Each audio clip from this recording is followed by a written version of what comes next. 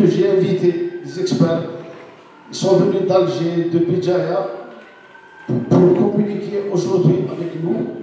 Donc, M. Abdelli Moukharan, M. Karim Cheikh, j'ai un petit peu dépassé la galanterie pour dire que Mme Aït Kassi Felida, ils sont aussi de la famille de l'agronomie. Felida, c'est issu de l'école, l'Institut national de l'agronomie d'Alger, l'INA. Karim, il est le produit de l'État de Mostaganem. Et M. Abdelli, toujours il est actif dans le domaine rural, donc avec qui je travaillais sur le programme de l'Union européenne, à Saïda, donc il est toujours dans le domaine agricole. Voilà, donc après ces présentations et les remerciements, nous avons conçu ensemble un programme sur 3 jours avec l'équipe. C'est un programme beaucoup plus complémentaire. Pourquoi il est complémentaire? On a voulu, la cible, c'est beaucoup plus les étudiants. Les étudiants, ils sont là, ils étudient, il ne sait pas quoi faire. Nous sommes là pour vous éclairer pendant 3 jours. Tout d'abord, vous avez choisi la meilleure spécialité, c'est l'agronomie qui est actuellement l'enjeu mondial de la nutrition et dans la géostratégie mondiale. Vous avez vu les céréales, l'Ukraine et tout ça. Donc, vous avez choisi la bonne spécialité. Donc, on a conçu, on va parler de l'entrepreneuriat. Qu'est-ce que c'est l'entrepreneuriat? Il ne suffit pas d'être entrepreneur, mais elle doit être formé. C'est pour ça que la première communication, ça sera sur la formation de l'entrepreneur. On a ajouté à ça les dispositifs d'aide à la création de l'entreprise, notamment M. Bourbita qui va nous éclairer sur les dispositifs d'aide à la création de l'exploitation agricole. Il y a des dispositifs qui aident financièrement l'ANAD, l'ONGEM et d'autres dispositifs, et surtout les avantages fiscaux. Et aussi, il y a des ateliers où on va parler, il y a l'expérience vous allez avoir avec M. Abdelli l'expérience sur le terrain de ce qu'il a réalisé, des exemples concrets avec Mme Aït Kassi, Karim et M. Bourbeta. Donc, dans les ateliers, nous avons reçu plus de 74 projets. La plateforme de l'École supérieure d'agronomie. On va faire des formations actions dans des ateliers demain sur comment créer votre entreprise. Voilà.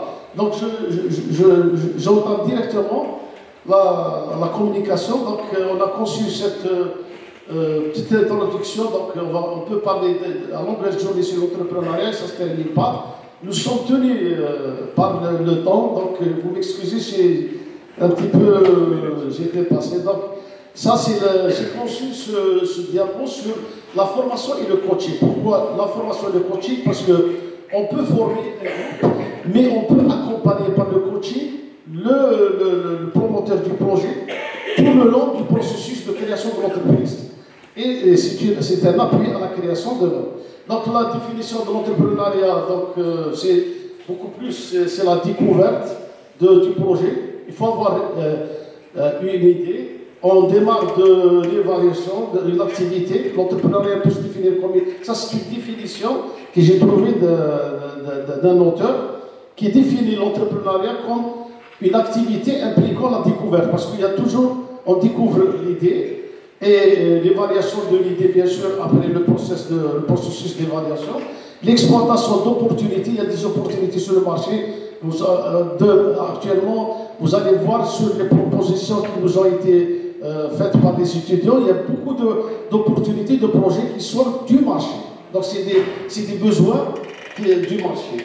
Et d'introduire de nouveaux biens ou services, bien sûr, c'est des biens et services, de nouvelles structures d'organisation. Les modes d'organisation, c'est beaucoup plus comment organiser votre entreprise, et on verra dans les formations, dans les ateliers. Les nouveaux marchés, les matériaux et les moyens qui éventuellement n'existaient pas auparavant. Ça, c'est ce qu'on appelle l'innovation dans les projets. Alors, il y a aussi d'autres définitions de l'entrepreneuriat. C'est la création de l'entreprise, le produit, la prise de risque, l'innovation, la création de valeur, le profil, la croissance de l'entreprise, le dépistage. Tout ça, c'est un petit peu des phrases ou des mots qui se rapprochent de ce qui est l'entrepreneuriat. Alors, le processus de l'entrepreneuriat, comment se déroule le processus de l'entrepreneuriat? C'est l'entrepreneur passe plusieurs étapes avant d'aboutir à le choix de l'idée.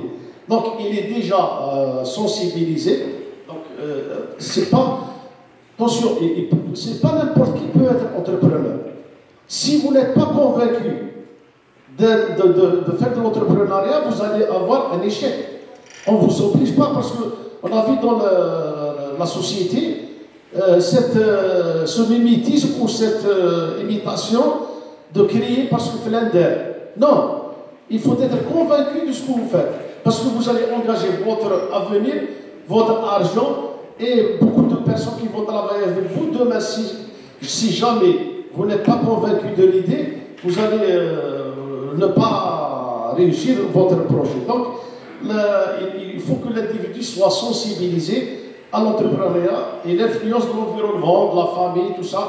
Vous voyez que le projet, tout ça. L'environnement aussi, et l'observation de ce qui se passe dans la société et l'expérience des proches.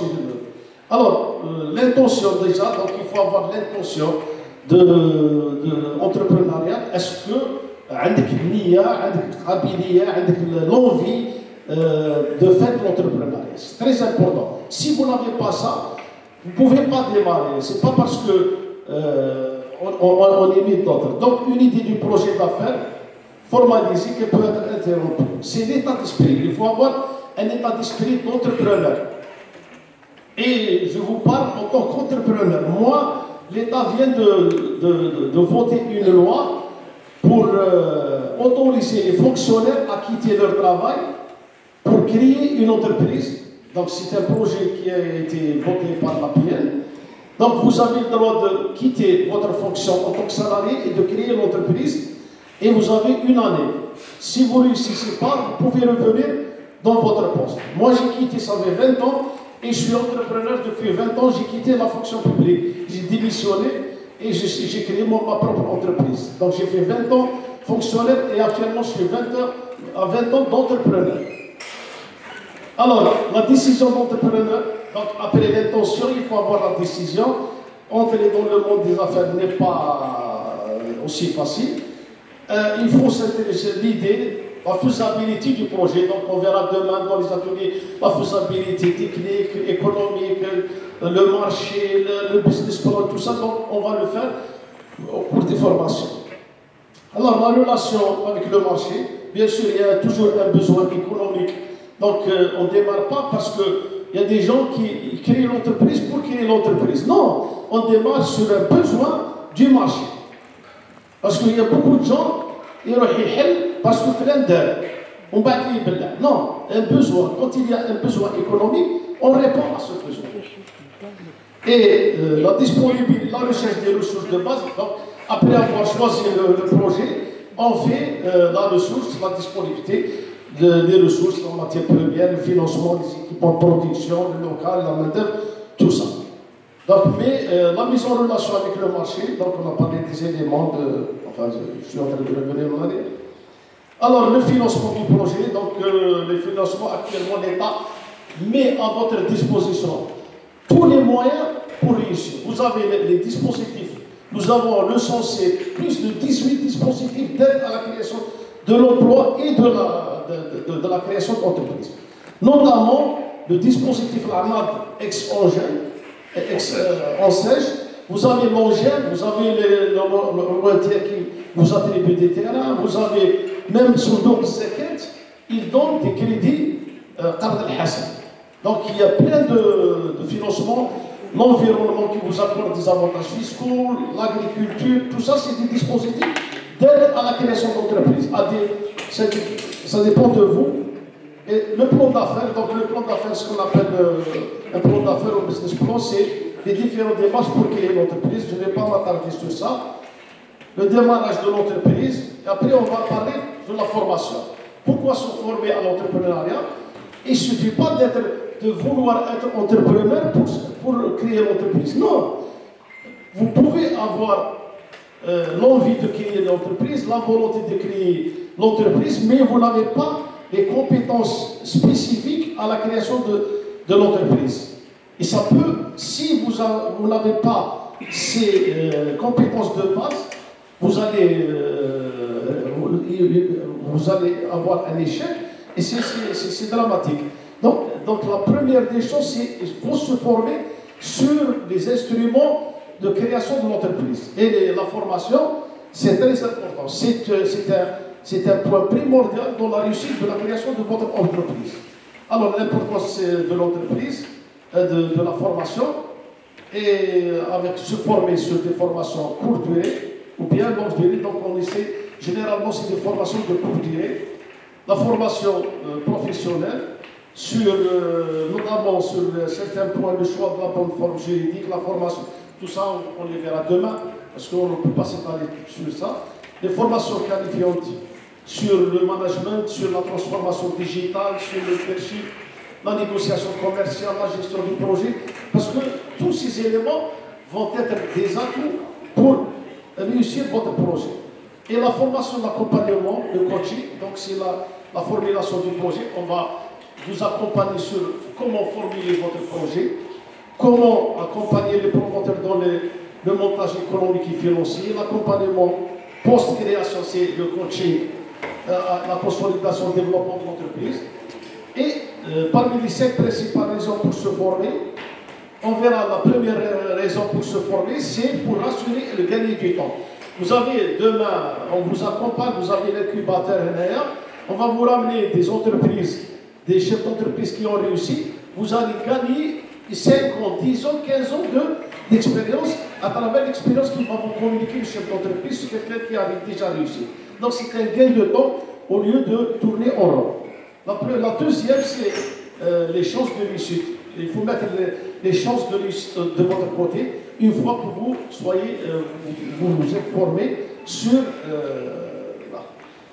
et l'accompagnement pour le choix du statut juridique. Parfois, vous ne savez pas est-ce que vous serez organisé en tant que personne individuelle, entreprise individuelle, société.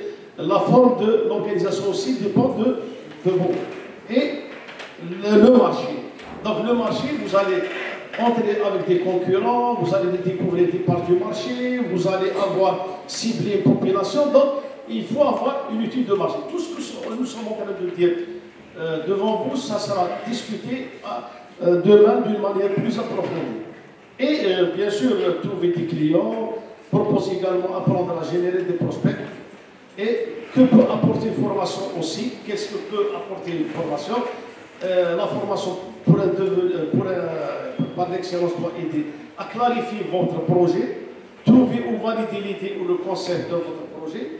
Donc, vous êtes dans la phase recherche de la faisabilité du projet. Ça vous permet de voir, réaliser une étude de marché ou un business plan, choisir votre statut juridique. Donc, nous sommes en train de dire un petit peu de le dire.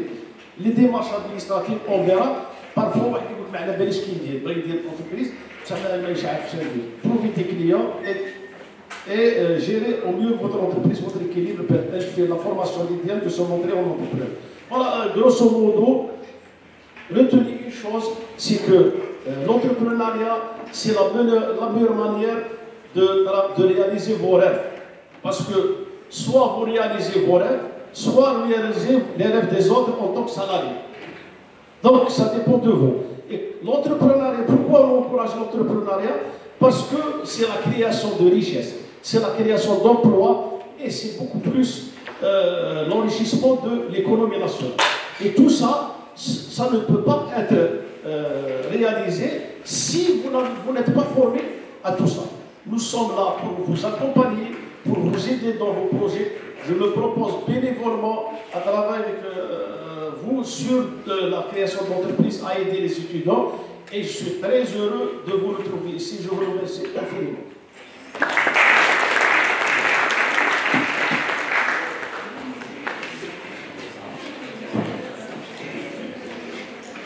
Merci M. Marco. La prochaine